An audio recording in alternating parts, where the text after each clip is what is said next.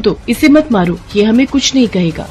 ठीक है, नहीं मार रही, पर एक जीव के लिए तुम्हारे मन में इतनी दया, जैसे तुम्हारा कोई सगा संबंधी हो।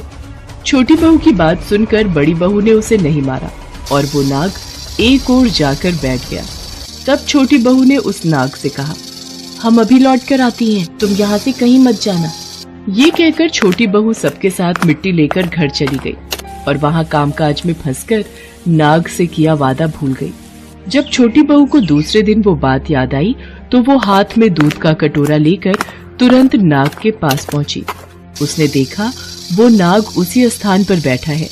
वो उस नाग से बोली, नाग भैया नमस्कार। तू मुझे भैया कह चुकी है, इसलिए मैं तुझे माफ कर देता हूँ, नहीं तो झूठी बात कहने के कारण तुझे डस लेता। भैया मुझसे भूल हो गई, मैं आपसे क्षमा मांगती हूँ। अच्छा, तू आज से मेरी बहन हुई और मैं तेरा भाई, तुझे जो मांगना हो मांग ले। भैया मेरा कोई भाई नहीं है, मुझे आपके रूप में भाई मिल गया, मुझे और कुछ नहीं चाहिए भैया। ठीक है बहन, मैं हमेशा एक भाई का फर्ज जरूर निभाऊंगा। इतना कहकर वो नाग वहाँ से चला गया। कुछ समय बीतने पर वो नाग मनुष्य का रूप लेकर सुमन के घर आया और बोला, मेरा नाम नागार्जुन है, मैं अपनी बहन सुमन को लेने आया हूँ, कृपया करके मेरी बहन को भेज दो। पर हमारी बहू का तो कोई भाई नहीं है। मैं इसका चचेरा भाई हूँ, बचपन में ही बाहर पढ़ने चला गया था, ब्याह के वक्त मैं गांव में नहीं था।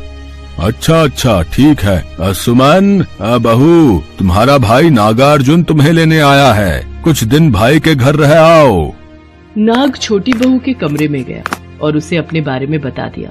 छोटी बहू उसके साथ चल दी।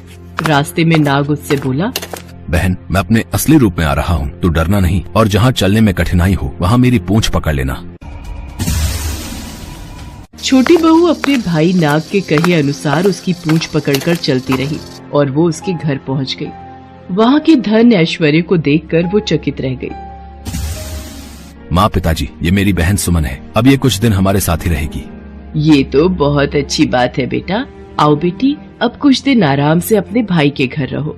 एक दिन नाग की माता नाग को दूध दे रही थी, तभी सुमन बोली, माँ आज मैं भैया को दूध दे आऊँ? ठीक है बेटा, जा दे आ। सुमन ने गलती से नाग को गर्म दूध पिला दिया, जिससे उसका मुंह जल गया। सुमन तुमने ये क्या किया? तुम जानती भी हो तुम्हारा भाई नाग गरम दूध नहीं पी सकता। देखो गरम दूध पीने से बेचारे का मुंह जल गया। मुझसे बड़ी भारी भूल हो गई माँ। कोई बात नहीं बहन, तुम्हें कहाँ पता था कि मैं गरम दूध नहीं पीता। कोई बात नहीं बेटी, अब तुम उदास मत हो।